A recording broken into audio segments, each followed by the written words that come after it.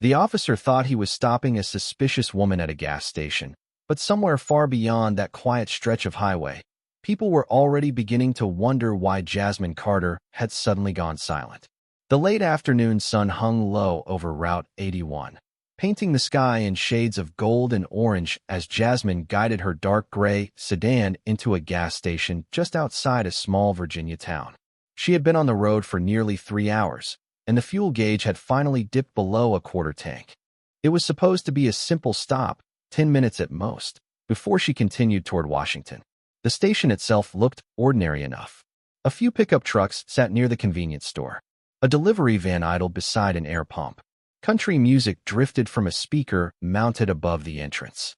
Jasmine stepped out of her vehicle with calm confidence, smoothing the sleeve of her navy blazer before reaching for the fuel nozzle. At 43 years old, she carried herself with quiet discipline. Her posture was straight. Her movements were measured. Years of responsibility had taught her how to stay composed no matter the situation. As gasoline flowed into the tank, she checked her watch. 5:22 p.m. Still enough time. Her phone vibrated inside her purse. She glanced at the screen. An incoming call. The caller ID displayed only a secure contact label rather than a name. Jasmine looked at it for a moment before pressing decline. She would return the call once she was back on the road. Across the parking lot, a man leaning against a red pickup truck lowered his sunglasses slightly and continued watching her. Near the store entrance, another customer followed his gaze. Neither spoke. Jasmine had noticed both of them almost immediately. She always noticed who was watching. It was a habit she had developed long ago. Inside the convenience store, the cashier briefly looked through the front window, then picked up a phone beneath the counter. Jasmine didn't see that part. She finished pumping gas and walked toward the entrance. The bell above the door chimed softly as she entered. Cool air conditioning replaced the summer heat. Rows of snacks lined the aisles. A coffee machine hummed near the back wall. The cashier, a middle-aged woman with tired eyes and a forced smile, watched Jasmine approach with unusual attention. "Just this, please," Jasmine said politely, placing a bottle of water and a protein bar on the counter. The cashier nodded but seemed distracted. She glanced toward the window again before processing the purchase.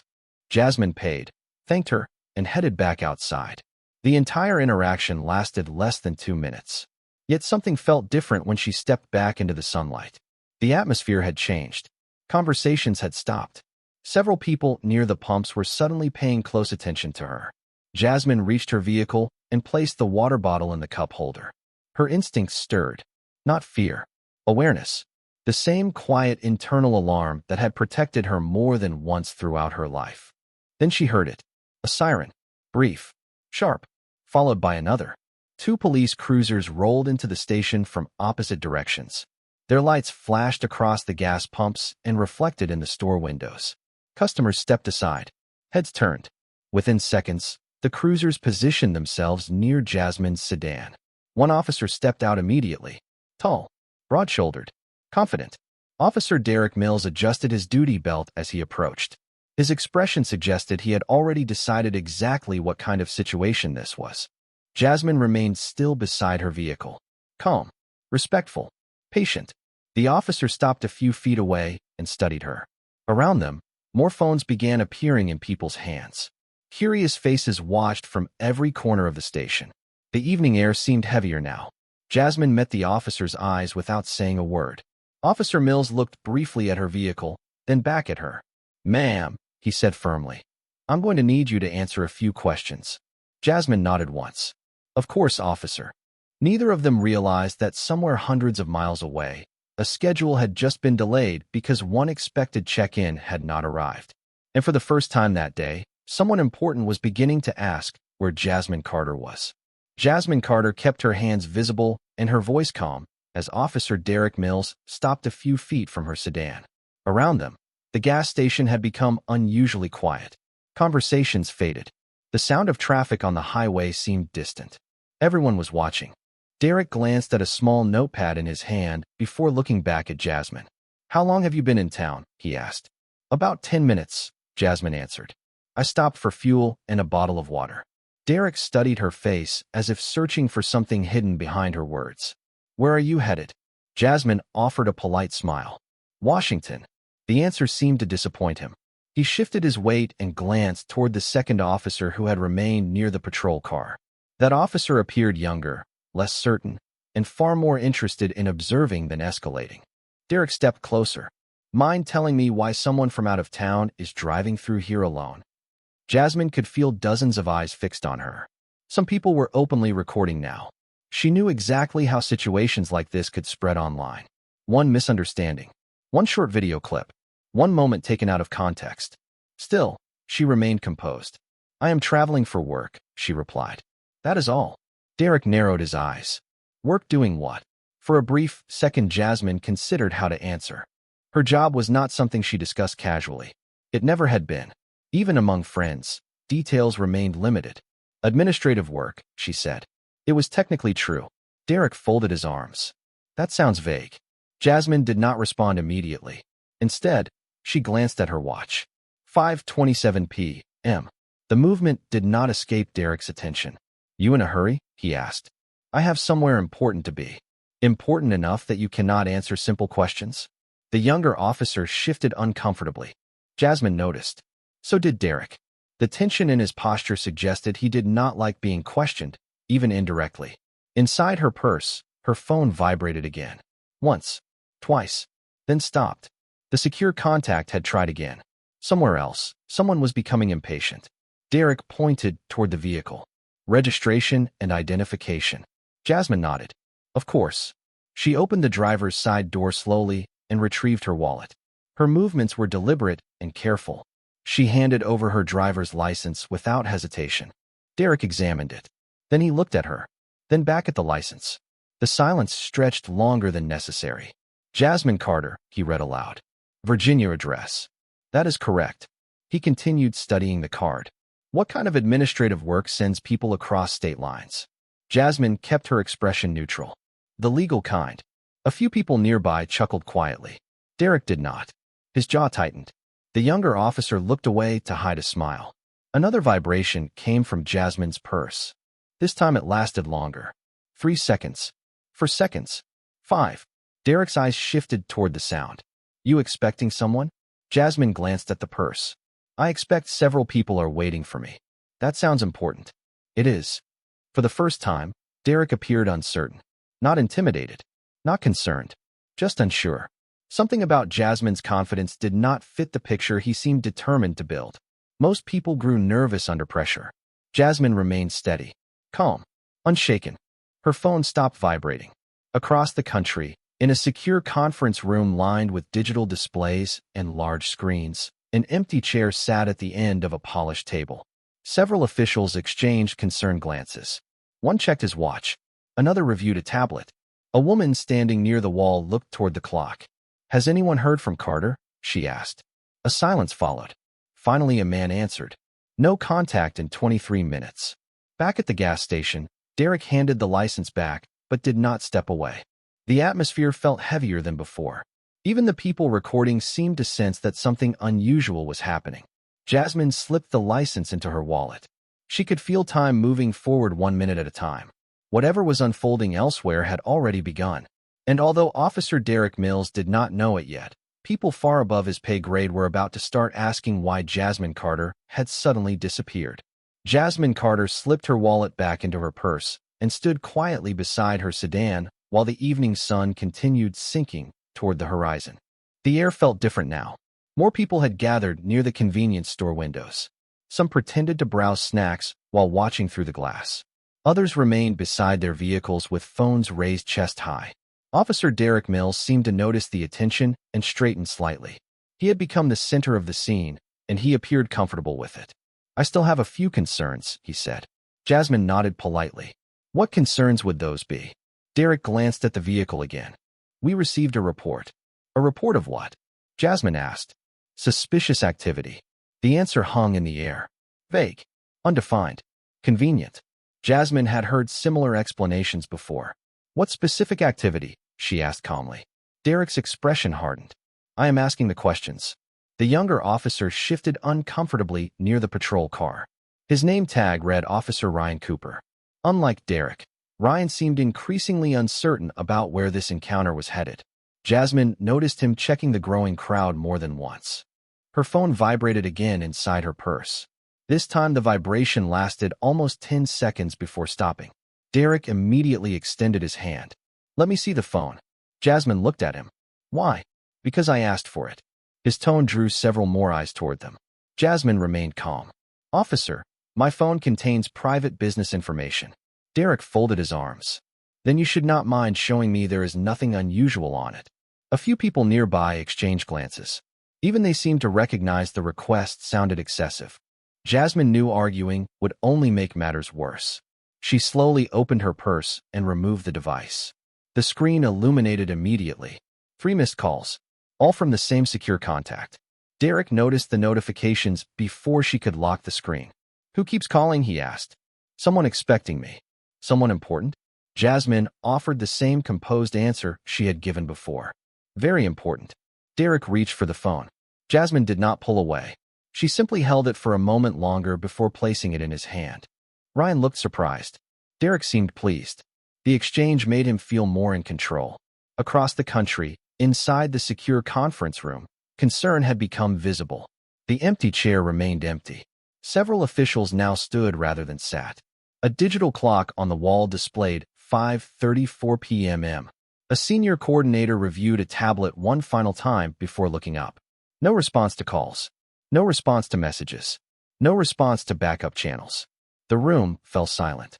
Finally, a gray-haired official spoke. "Initiate location verification." Heads immediately turned. That request alone changed the atmosphere.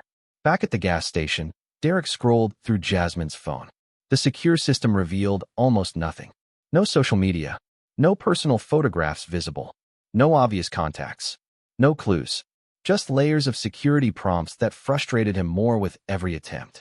"What exactly do you do?" he asked again. Jasmine watched him carefully. "I already answered that question." Derek handed the phone to Ryan. "Try unlocking it." Ryan looked surprised. "Sir, I am not sure we should be doing that." Derek's jaw tightened. "Try anyway." Ryan reluctantly accepted the device. Meanwhile, another patrol vehicle turned into the station. Then another. Curious customers stepped farther back. Whatever had started as a routine stop no longer felt routine. Jasmine glanced toward the highway. The clock inside her mind continued counting every passing minute. Somewhere else, she knew people would already be asking questions. The only issue was how many questions they were asking now. Then Ryan's eyes widened slightly as the phone suddenly displayed a new notification. The message contained only 3 words. "Location check initiated." Ryan looked at the screen, then at Jasmine, then at Derek. And for the first time since the encounter began, neither officer seemed completely certain who was actually being investigated. Ryan Cooper stared at the notification for a second longer than he should have. The words remained on the screen. "Location check initiated." Nothing else. No sender. No number. No company logo. Just a plain message that somehow felt heavier than it looked. Derek Mills noticed the hesitation immediately. "What is it?" he asked. Ryan handed the phone back. "Probably nothing." Derek looked at the screen and frowned. "Looks like some kind of tracking app." Jasmine Carter remained silent. The calm expression on her face had not changed since the first patrol car arrived. That calmness bothered Derek more with every passing minute. Most people became anxious when surrounded by police vehicles. Most people started explaining themselves. Jasmine simply waited. The growing crowd noticed it too. Several customers stood beside the convenience store entrance pretending to drink coffee while keeping their eyes fixed on the scene. Others remained inside their vehicles recording through partially lowered windows. The atmosphere felt less like a routine stop and more like a public event. Derek slipped Jasmine's phone into his pocket. "I'm going to hold on to this for now." Jasmine looked directly at him. "I would advise against that." The answer was polite, respectful, yet something about it caused Derek to stiffen. "Is that a threat?" he asked. "No, officer. It is advice." A few people nearby exchanged looks. Even Ryan seemed uncomfortable. Derek glanced toward the newest patrol unit that had arrived moments earlier. 2 officers stepped out and approached. They had obviously heard only part of the story, but they immediately took their cues from Derek's posture. The senior officer among them nodded. "What do we have?" Derek folded his arms. "Possible suspicious activity. Conflicting information. Still verifying." Jasmine listened without interrupting. Across the country, verification was already happening. Inside a secure operations center, multiple screens displayed maps, communication logs, and transportation data. The atmosphere had shifted from concern to urgency. A technician sat upright in his chair as new information appeared. "Location acquired," he announced. Several heads turned immediately. A woman in a dark suit walked closer. "Where?" The technician enlarged a map. A blinking marker appeared over a small stretch of highway in Virginia. The room grew quiet. "That cannot be right," someone said. "Run it again." The technician did. The marker did not move. Back at the gas station, Derek seemed determined to regain control of the situation. He circled Jasmine's sedan once more, studying every detail. The vehicle was clean, registered, properly insured. Nothing unusual appeared in any database search. Yet the lack of evidence seemed to frustrate him rather than reassure him. "Open the trunk," he said. Jasmine looked at him. "Is there a reason?" "Because I am asking." Ryan shifted his weight again. The younger officer clearly wanted to say something, but stopped himself. Jasmine glanced briefly toward the setting sun. The golden light reflected across the gas station windows. She knew time was running short. Somewhere else, people were connecting dots. "Officer Mills," she said calmly, "have I been accused of a crime?" Derek avoided the question. "Open the trunk." The crowd became quieter. Phones remained raised. Everyone sensed the tension increasing. Jasmine could have argued. She could have demanded explanations. Instead, she simply nodded. "If that is your request." She reached into her purse for her keys. At that exact moment, a radio clipped to one of the patrol officers suddenly crackled to life. The dispatcher sounded different than before. Sharper, more urgent. "All units at the gas station, stand by for priority communication." Every officer froze. Derek slowly turned toward the radio. The dispatcher spoke again. "Repeat. All units stand by immediately. A request for information regarding the female subject has just been received from a federal office." For the first time since the encounter began, Derek Mills felt a flicker of uncertainty. Because federal offices did not usually ask questions about ordinary traffic stops. The radio traffic changed everything, even if nobody at the gas station understood it yet. The dispatcher rarely sounded nervous, but this time every word carried a tension that immediately caught the attention of the officers standing near their patrol vehicles. Derek Mills stepped closer to the radio clipped to his shoulder. "Dispatch, identify the federal office making the request." A brief silence followed. Static crackled. Then the answer came. "Negative. We were instructed only to verify the identity and status of the individual currently being detained for questioning." Several officers exchanged looks. Derek frowned. "Detained," Jasmine repeated calmly. "I was not aware I was being detained."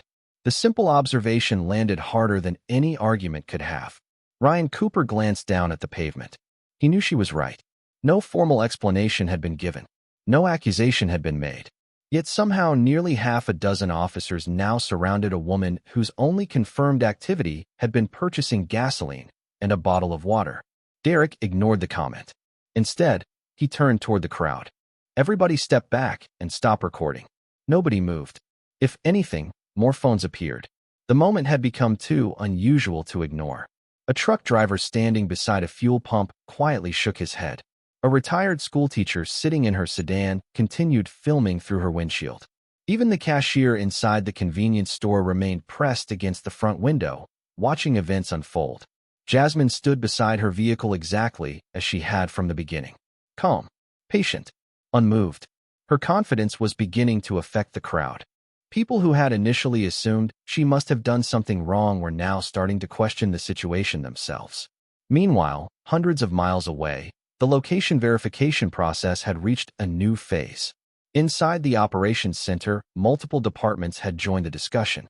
The blinking marker remained fixed over the same gas station. A senior communications officer looked up from her workstation. "The signal has not moved in 28 minutes. Another official nodded. "She has missed every scheduled check-in." A third person entered the room carrying a folder. The atmosphere changed immediately. Conversation stopped. Several people stood. The folder was placed on the conference table.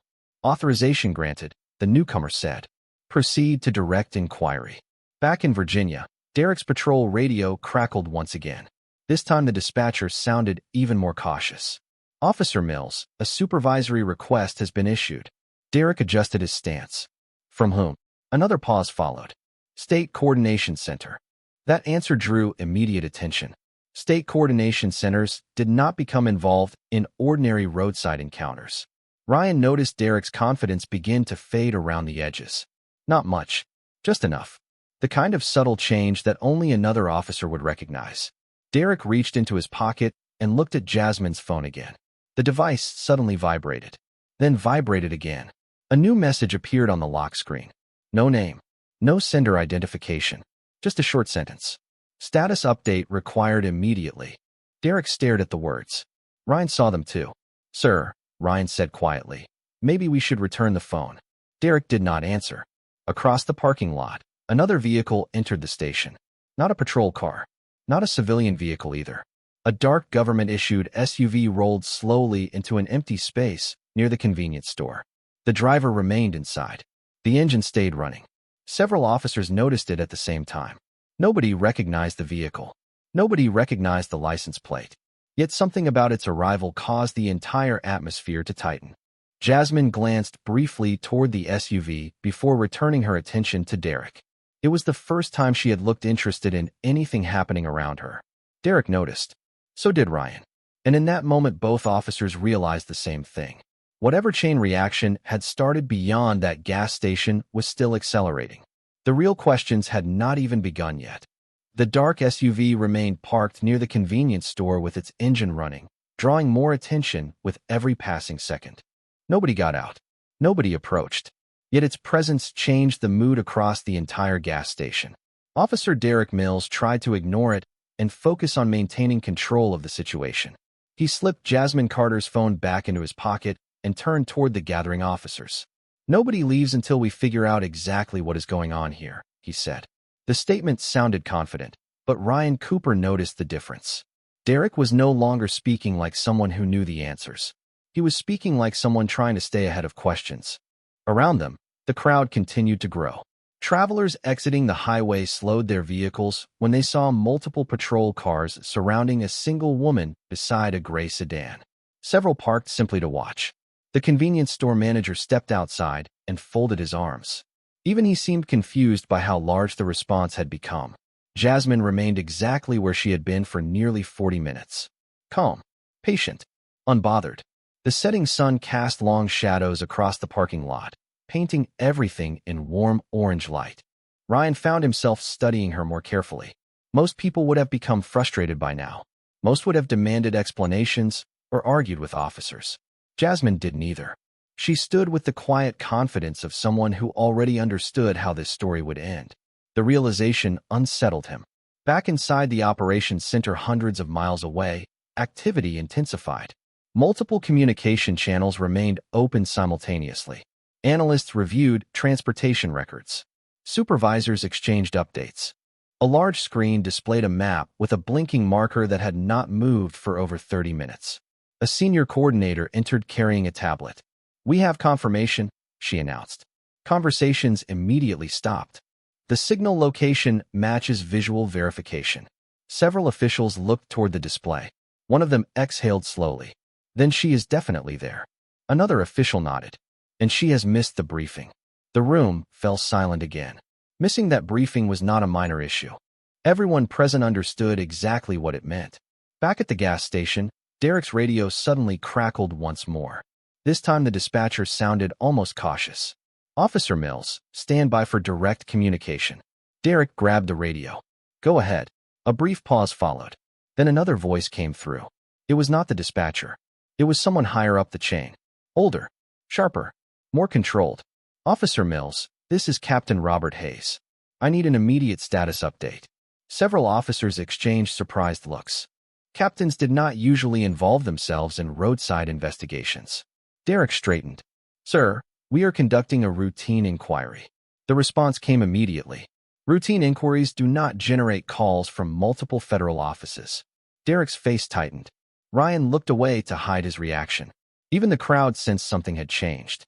The conversation continued through the radio while dozens of people listened in silence. "Has the individual committed a crime?" Captain Hayes asked. Derek hesitated. The pause lasted only a second, but it felt much longer. No confirmed crime at this time. Is the individual under arrest? Another pause. No, sir. Then explain why I have already received 3 separate requests regarding her status. Nobody spoke. Nobody moved. The question hung over the parking lot like a storm cloud. Jasmine quietly watched the exchange. For the first time, Derek avoided looking directly at her. Then something unexpected happened. The driver door of the dark SUV finally opened. A man wearing a plain dark suit stepped out. He was not carrying a badge. He was not wearing a uniform. Yet every officer instinctively noticed him. The man calmly closed the door and began walking toward the gas station. His pace was steady, purposeful, unhurried. As he approached, Captain Hayes's voice came through the radio one more time. Officer Mills, do not make any further decisions until federal representatives arrive. Do you understand? Derek swallowed. The suited man continued walking across the parking lot. And for the first time all evening, Jasmine Carter smiled. The suited man crossed the parking lot with the kind of confidence that drew attention without demanding it. He did not hurry. He did not flash credentials. He simply walked forward while every officer instinctively watched him approach. Officer Derek Mills lowered his radio slowly. The order from Captain Hayes still echoed in his mind. Do not make any further decisions until federal representatives arrive. Derek had expected marked vehicles. He had expected multiple agents. He had not expected one quiet man in a dark suit walking alone across a gas station parking lot. The crowd sensed it too.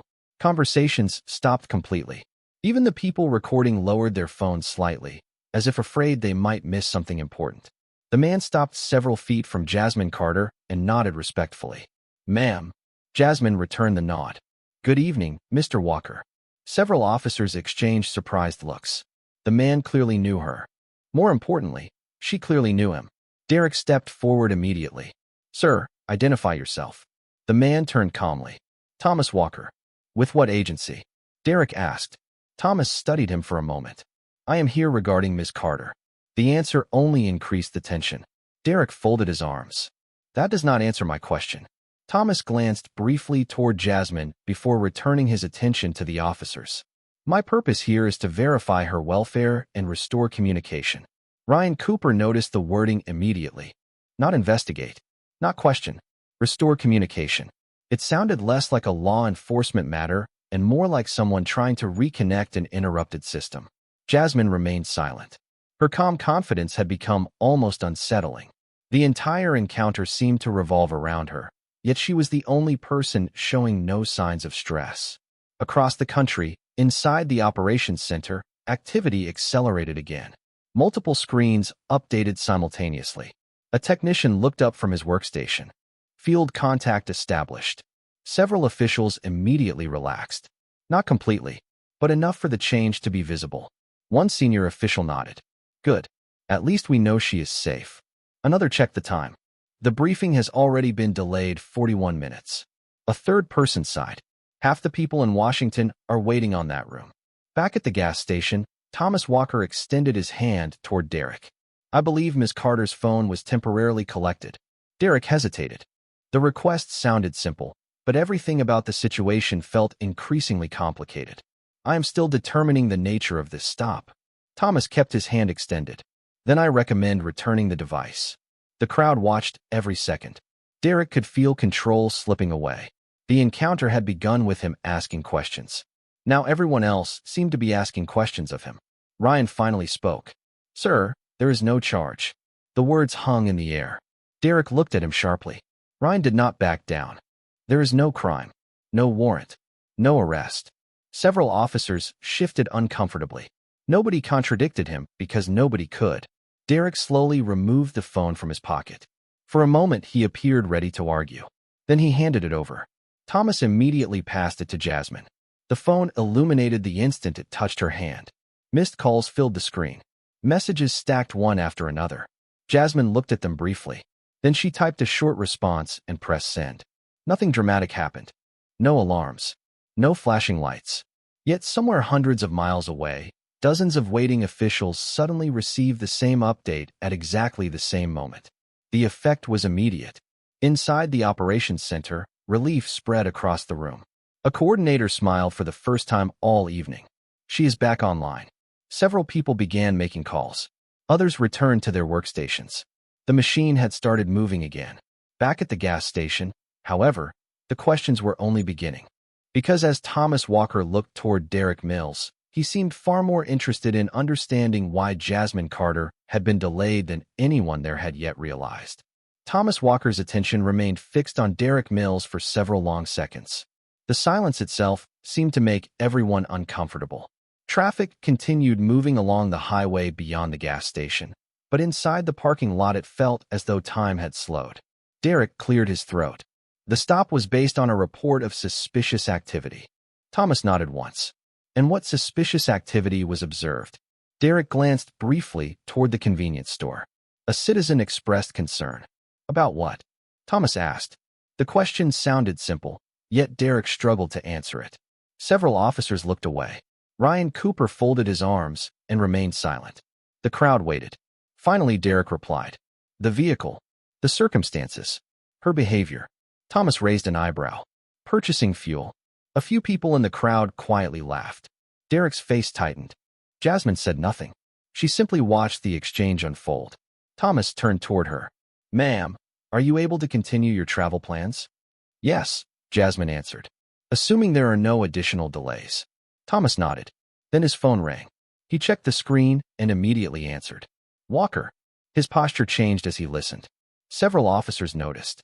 The conversation lasted less than 20 seconds. When it ended, Thomas slipped the phone back into his pocket and looked directly at Jasmine. They would like to speak with you immediately. Jasmine glanced at her phone. I expected as much. She stepped a few feet away and accepted the incoming call already appearing on her screen. The moment she answered, the atmosphere shifted again. Not because anyone could hear the conversation. Nobody could. It changed because every person present suddenly realized that the woman who had spent nearly an hour answering questions was now the one receiving them from somewhere far beyond the gas station. Jasmine listened quietly. Occasionally she nodded. Once she smiled. Then she spoke. Understood. I am safe. No, there has been no threat.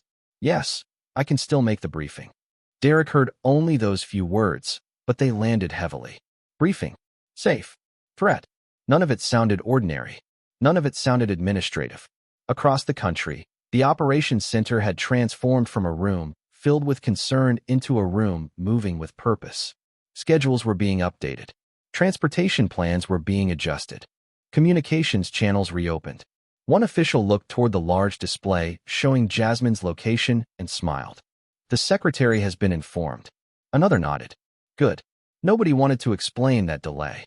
Back at the gas station, Jasmine ended the call and returned. Thomas appeared relieved. Everything resolved? He asked. For now, Jasmine replied. Then another radio transmission broke through the evening air. This time, every officer recognized the voice immediately. Captain Robert Hayes. Officer Mills, remain where you are. I am en route. Several officers exchanged surprised looks. A captain personally driving to a gas station over a roadside stop made no sense. Derek looked stunned. Sir, that is not necessary. Actually, Hayes replied, it is. The transmission ended. Nobody spoke for several seconds. The crowd sensed another turning point approaching. The setting sun had nearly disappeared beyond the horizon now, leaving the station illuminated by overhead lights and patrol vehicle headlights. The entire encounter had become something far larger than anyone could have imagined when Jasmine first pulled in for fuel. Ryan Cooper finally looked at Jasmine. Ma'am, if you do not mind me asking, who exactly has been trying to reach you all evening? Jasmine met his eyes and offered a small smile. It was the same calm smile she had worn from the beginning.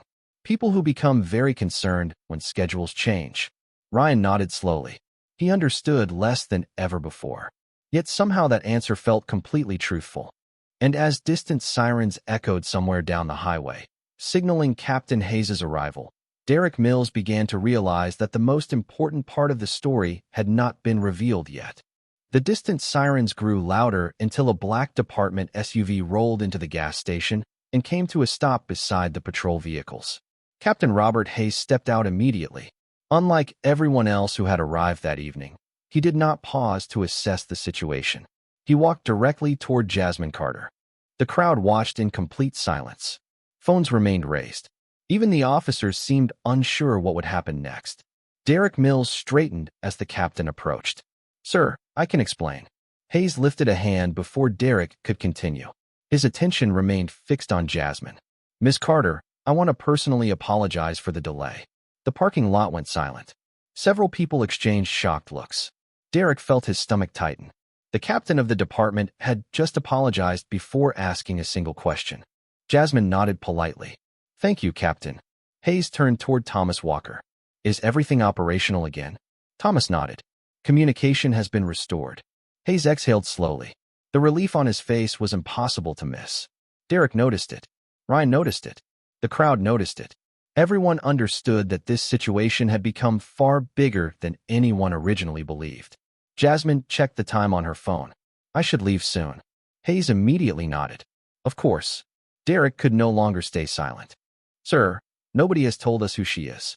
Hayes looked at him for a long moment. The question seemed reasonable, yet the answer carried weight. Finally, the captain spoke. "Ms. Carter serves as Senior Strategic Operations Director for a National Defense Coordination Program." Nobody reacted at first. The title sounded important, but most people did not fully understand it. Then Thomas added quietly, "She oversees scheduling and strategic coordination between multiple federal agencies and senior defense leadership." The effect was immediate. Several officers stared. Ryan blinked twice. The crowd began whispering. Derek looked completely stunned. Jasmine had never lied. She had never argued. She had never hidden her identity. Every answer she had given was technically true. Administrative work. Important meeting. People waiting for her. The realization hit Derek all at once. Every warning sign had been there from the beginning. He simply had not recognized them. Meanwhile, hundreds of miles away, the delayed briefing had finally resumed. Officials entered the conference room. Schedules restarted. Communications channels reopened. The disruption that had consumed multiple departments for nearly an hour was finally ending. Back at the gas station, Captain Hayes addressed the officers gathered around him. "This incident will be reviewed." His voice remained calm, but everyone understood the meaning behind the words. No shouting was necessary. No threats were required. Accountability had already begun. Derek lowered his eyes. Ryan remained silent. Several officers shifted uncomfortably. The crowd recorded every second. Jasmine looked toward her sedan. The evening sky had darkened completely now. The gas station lights reflected off the vehicle's windows. What had started as a routine fuel stop had somehow become the focus of an entire chain of command. Thomas opened the driver's side door for her. "The route has been cleared." Jasmine smiled. "Thank you." Before getting into the vehicle, she paused and looked toward Ryan Cooper. "Officer." Ryan straightened immediately. "Yes, ma'am." Jasmine offered a small nod. "Thank you for asking questions." Ryan seemed surprised. Then he smiled for the first time all evening. "Safe travels, ma'am." Jasmine entered the sedan and started the engine. The crowd slowly parted as the vehicle pulled away from the pumps. Nobody tried to stop her. Nobody asked another question. They simply watched the taillights disappear onto the highway. Captain Hayes remained standing beside the patrol vehicles for several seconds after she left. Finally, he turned toward Derek Mills. The captain's expression was calm, but firm. "We will be having a very detailed conversation tomorrow morning." Derek said nothing. There was nothing left to say. Around them, the crowd began dispersing. Phones lowered. Engines started. Conversations erupted as people shared what they had witnessed. Yet the story they would tell was not about a gas station. It was not about a traffic stop. It was about a woman who remained calm while an entire system slowly realized exactly who it had been delaying all along.